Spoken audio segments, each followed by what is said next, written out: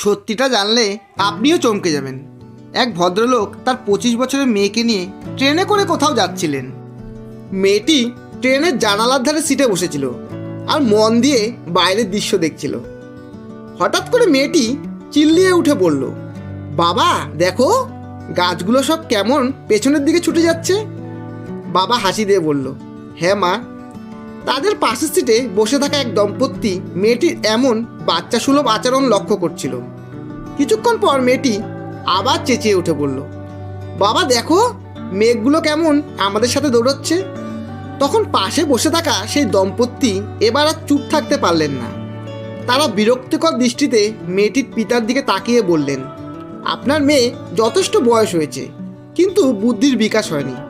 ওকে ভালো ডাক্তার দেখাচ্ছেন না কেন? উত্তরে মেয়েটির পিতা মৃদু এসে বললেন, আমরা এখন হাসপাতাল থেকে বাড়ি ফিরছি। আমার মেয়ে জন্ম থেকেই অন্ধ। হাসপাতালে ওর চোখের অপারেশন হওয়ার পর আজই সে জীবনে প্রথমবার চোখে দেখতে পাচ্ছে। তাই জীবনে প্রথমবার দেখার আনন্দে সে নিজেকে সামলে রাখতে পারছে না। কথাটি বলার সময় মেয়েটির পিতার চোখ দিয়ে আনন্দের অশ্রু ঝরে পড়ছিল। আর সেই দম্পতি তখন নিজেদের ভুল বুঝতে পেরে লজ্জায় মাথা নিচু করে বসেছিল। বন্ধুরা, এই পৃথিবীতে প্রত্যেকটা মানুষেরই জীবনে একটি আলাদা আলাদা গল্প থাকে। আপনি যেটা জীবনে পেয়ে গেছেন সেটা হয়তো অন্যর কাছে স্বপ্ন হতে পারে।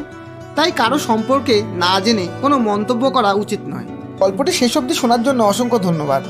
গল্পটি ভালো লাগলে একটা লাইক অবশ্যই দেবেন এবং বন্ধু ও আপনজনদের শেয়ার করে চ্যানেলটি সাবস্ক্রাইব করে পাশে থাকবেন।